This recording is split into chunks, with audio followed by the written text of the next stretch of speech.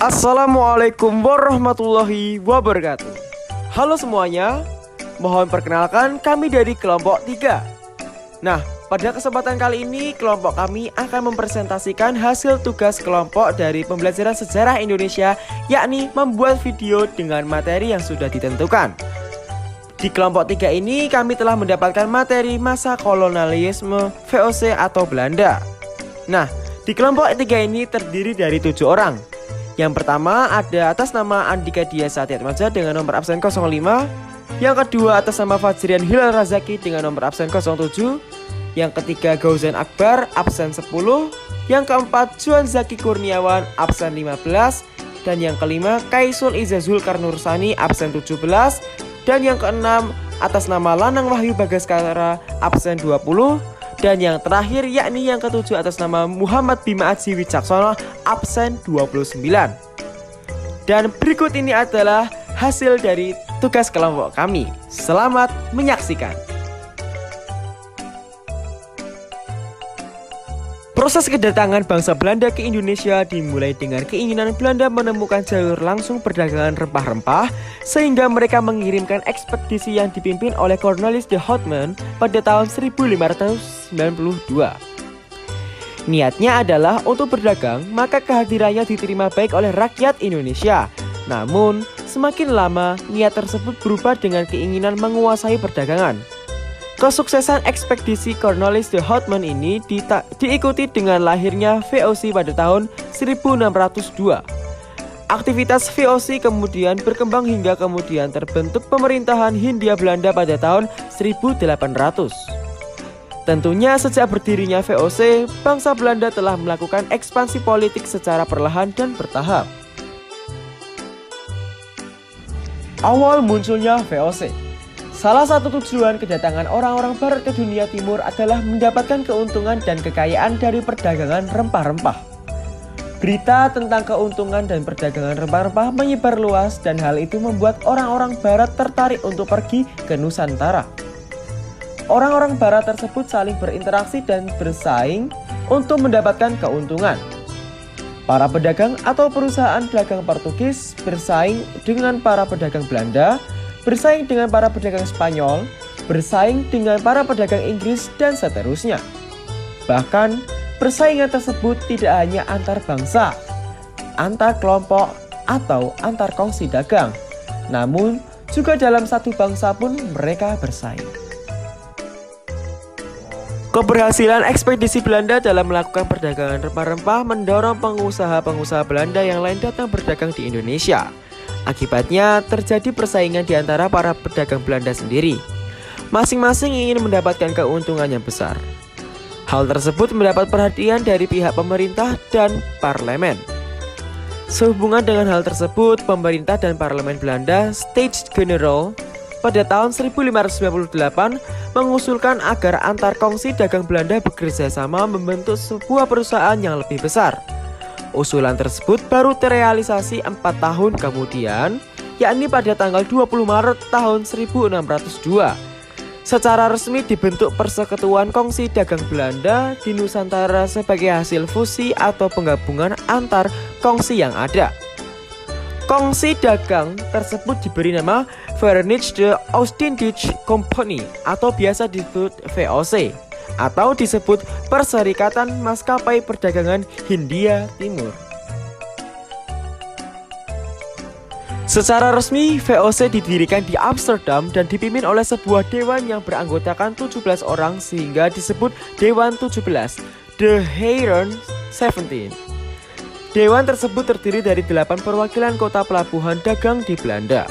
Markas besar dewan tersebut berada di Amsterdam. Tujuan dibentuk VOC adalah menghindari persaingan di antara para pedagang Belanda sehingga mendapatkan keuntungan yang maksimal, memperkuat posisi Belanda dalam persaingan dengan bangsa Eropa maupun dengan bangsa Asia lainnya, dan membantu pemerintah Belanda yang sedang berjuang menghadapi Spanyol dalam bidang keuangan.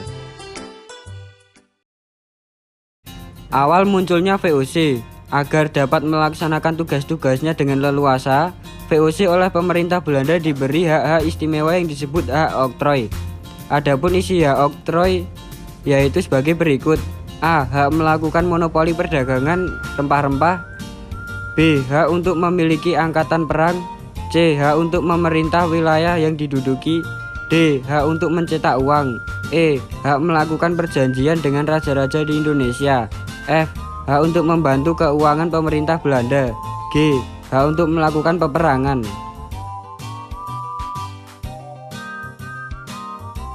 Dengan memiliki hak untuk memiliki angkatan perang sendiri dan boleh melakukan peperangan, VOC cenderung ekspansif. VOC berusaha memperluas daerah-daerahnya dan melakukan monopoli. VOC memandang bangsa-bangsa Eropa yang lain sebagai musuhnya. Pada tahun 1605, VOC mengawasi ekspansifnya. VOC berhasil mengusir Portugis dari Ambon dan berhasil menduduki benteng pertahanan Portugis. Benteng tersebut kemudian diberi nama Benteng Victoria. Pada awal perkembangannya sampai tahun 1610, secara langsung Dewan 17 harus menjalankan tugas-tugasnya dan harus menyelesaikan urusan-urusan VOC termasuk juga urusan ekspansi untuk perluasan wilayah monopoli. Dewan 17 yang berkedudukan di Amsterdam mengurus wilayah di Nusantara. Hal itu membuat Dewan 17 tidak dapat menjalankan tugasnya dengan ekspansif dan cepat. Oleh karena itu, pada tahun 1610 secara kelembagaan dibuat jembatan baru dalam organisasi VOC. Jembatan tersebut adalah Gubernur Jenderal. Gubernur Jenderal merupakan jabatan tertinggi yang bertugas mengendalikan kekuasaan di negara jajahan VOC. Selain Gubernur Jenderal juga dibentuk Dewan Hindia, Raad van Indi, dengan tugas memberi nasihat dan mengawasi kepemimpinan Gubernur Jenderal. Gubernur Jenderal VOC yang pertama yaitu Pieter Both dari tahun 1610 hingga 1614. Sebagai Gubernur Jenderal VOC yang pertama, Pieter Both harus mulai menata organisasi kongsi dagang dengan sebaik-baiknya agar harapan untuk mendapatkan monopoli perdagangan di Hindia Timur dapat diwujudkan. Pada tahun 1610, Pieter Both mendirikan perdagangan di Banten. Kemudian Pieter Both meninggalkan Banten dan memasuki Jayakarta. Pada waktu itu penguasa Jayakarta, Pangeran Wijayakrama sangat terbuka dalam hal perdagangan. Perdagangan dari mana saja bisa berdagang di Jayakarta. Jayakarta dengan pelabuhannya di Sunda Kelapa menjadi kota dagang yang ramai. Awal mulanya muncul VOC. Pada tahun 1611, Pieter Both berhasil mengadakan perjanjian dengan penguasa Jayakarta. Perjanjian tersebut untuk pembelian sebidang tanah dengan luas 50 x 50 fathom atau 1 fathom sama dengan 182 cm yang ada di sebelah timur Muara Ciliwung. Tanah itulah yang kemudian menjadi cikal bakal hunian dan kekuasaan VOC dan menjadi cikal bakal kota Batavia. Di tanah tersebut tinggal kantor dan sekaligus sebagai pengaruhnya di Maluku dan mendirikan pos perdagangan di Ambon. Titik VOC. Pada tahun 1614, Pieter Both diganti oleh Gubernur Jenderal Gerard Reyns 1614 hingga 1615. Namun baru setahun memerintah, ia digantikan oleh Laurens Ryle 1615 hingga 1619. Pada masa Laurens Ryle berhasil membangun gedung Mauritius di tepi sungai Ciliwung. Pada awalnya VOC bersikap baik, tetapi lama-kelamaan mulai bersikap congkak, sombong, melakukan paksaan dan kekerasan. Hal itu menimbulkan kebencian rakyat dan para penguasa. Oleh karena itu, pada tahun 1618, Sultan Banten yang dibantu tentara Inggris di bawah Laksmana Thomas Dale berhasil mengusir VOC dari Jayakarta. VOC. Pada tahun 1619, Gubernur Jenderal Laurens Ryle diganti oleh Gubernur Jenderal Jan Pieter Kon atau J.P. Kon yang terkenal berani dan kejam. J.P. Kon mempersiapkan pasukan untuk menyerang Jayakarta dengan armada angkatan laut atau 18 kapal perang.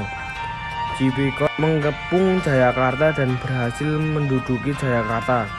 pada tanggal 30 Mei 1819, kota Jayakarta dibumi hanguskan dan kemudian dibangun kota baru bergaya dan bangunan seperti di Belanda. Kota baru tersebut dinamakan Batavia. Politik VOC. J.B. Quine dikenal sebagai peletak dasar penjajahan VOC di Indonesia. J.B. Quine berusaha meningkatkan eksploitasi kekayaan bumi Nusantara. Berikut cara-cara VOC meningkatkan eksploitasi kekayaan alam Indonesia. A. Merebut pemasaran produksi pertanian seperti dengan memonopoli rempah-rempah di Maluku. B. Tidak ikut aktif secara langsung dalam kegiatan produksi hasil pertanian.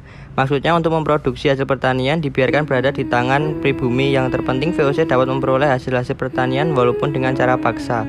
C. VOC menduduki tempat-tempat yang strategis. D. VOC melakukan campur tangan terhadap kerajaan-kerajaan di Nusantara, terutama mengenal usaha pengumpulan hasil bumi dan pelaksanaan monopoli.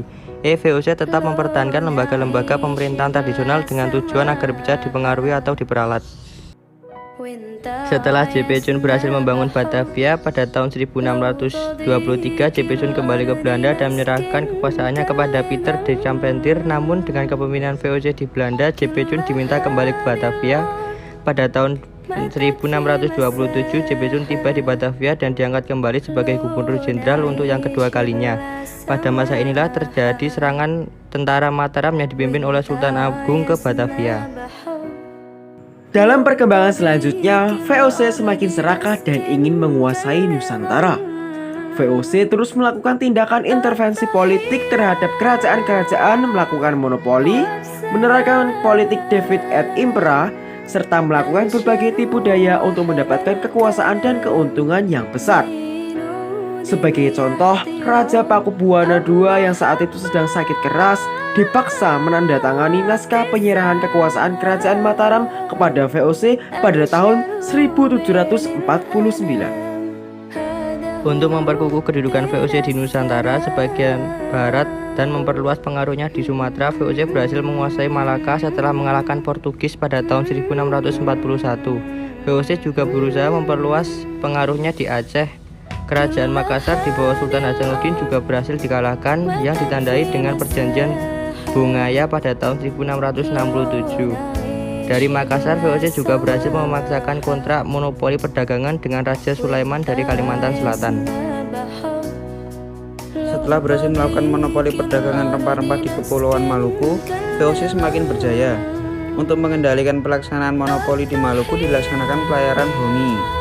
Pelayaran hongi atau hongi tochtstand adalah pelayaran menyusuri pantai yang dilengkapi dengan angkatan perang untuk mengawasi para pedagang Maluku agar tidak menjual rempah-rempahnya kepada pedagang lain. Apabila diketahui ada yang melanggar, mereka akan mendapat hukuman yang berat. Pengaruh dan kekuasaan VOC di Nusantara semakin meluas. Untuk itu, di setiap daerah yang dipandang strategis oleh VOC, armada VOC-nya akan diperkuat dan dibangun benteng-benteng untuk pertahanan. Sebagai contoh, benteng Durstede di Saparua, benteng Nassau di Banda, benteng Victoria di Ambon, benteng Oranye di Ternate, dan benteng Rotterdam di Makassar. Untuk memperluas pengaruh dan kekuasaannya, perhatian VOC sampai juga ke Irian atau Papua. William James adalah orang Belanda yang pertama yang sampai ke Irian.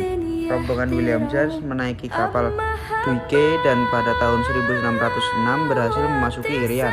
Di tanah Irian, William James ingin mencari tanaman rempah-rempah pada tahun 1616 sampai 1617. Lemaire dan Willem Schouten mengadakan survei di daerah pantai timur Laut Irian dan menemukan kepulauan Admiralty, bahkan sampai ke New Ireland. Dengan penemuan tersebut, nama William diabadikan sebagai nama kepulauan, yaitu Kepulauan Schouten. Pengaruh VOC di Irian semakin kuat. Hal itu dapat dilihat pada tahun 1667. Pulau-pulau yang termasuk dalam wilayah Irian yang semula berada di bawah kekuasaan Kerajaan Tidore sudah menjadi daerah kekuasaan VOC. VOC tidak hanya sekedar menjadi sebuah kongsi dagang yang ingin mencari untung, tetapi VOC juga ingin menanamkan kekuasaannya di Nusantara. Dengan hak dan kewenangannya, VOC telah melakukan penjajahan dan menguatkan akar kolonialisme dan imperialisme di Nusantara. Dengan segala tipu muslihatnya, VOC memperluas daerah kekuasaan dan memperkukuh kemaharajaan VOC. Dengan segala keserakahan dan kekerasan yang dilakukan VOC tersebut, wajar bila muncul perlawanan-perlawanan di berbagai daerah. Tahukah Anda apa arti kolonialisme dan imperialisme?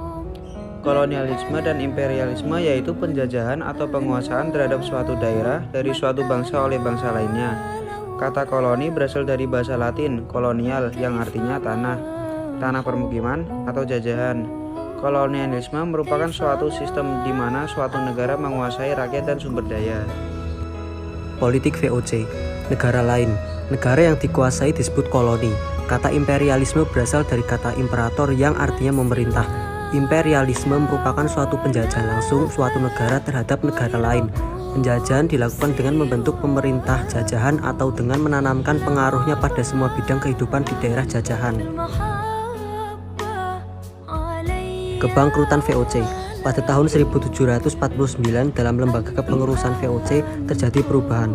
Pada tanggal 27 Maret 1749, Parlemen Belanda mengeluarkan undang-undang yang menetapkan bahwa Raja Willem IV sebagai penguasa tertinggi VOC. Hal itu berarti anggota pengurus Dewan 17 yang semula dipilih oleh parlemen dan provinsi pemegang saham, kecuali provinsi Holland, sepenuhnya menjadi tanggung jawab raja. Raja menjadi panglima tertinggi VOC dan VOC berada di bawah kekuasaan raja. Pengurus VOC mulai akrab dengan pemerintah Belanda. Kepentingan pemegang saham menjadi terabaikan. Pengurus VOC tidak lagi berpikir untuk memajukan perdagangan, tetapi untuk memperkaya diri. Sebagai kongsi dagang, keuntungan VOC semakin merosot.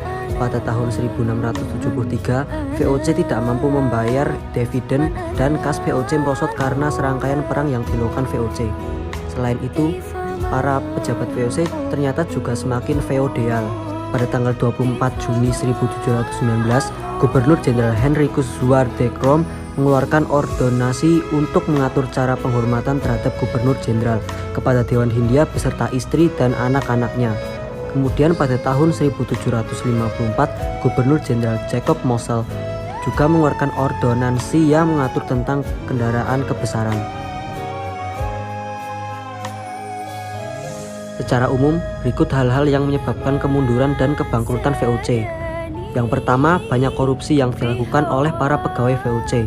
Yang kedua, anggaran pegawai terlalu besar sebagai akibat semakin luasnya wilayah kekuasaan VOC.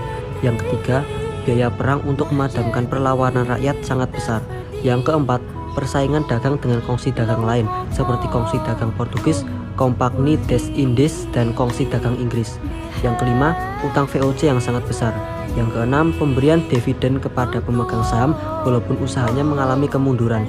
Yang ketujuh, berkembangnya paham liberalisme sehingga monopoli perdagangan yang diterapkan VOC tidak sesuai lagi untuk diteruskan. Yang terakhir adalah pendudukan Prancis terhadap negeri Belanda pada tahun 1795. Dengan kondisi tersebut, VOC tidak dapat berbuat banyak. Menurut penilaian pemerintah, keberadaan pemerintah sebagai kongsi dagang tidak dapat dilanjutkan lagi. Pada tanggal 31 Desember 1799, VOC dinyatakan bubar. Semua utang dan segala milik VOC diambil alih oleh pemerintah. Gubernur Jenderal VOC yang terakhir, Van Overstraeten, masih harus bertanggung jawab tentang keadaan di Hindia Belanda.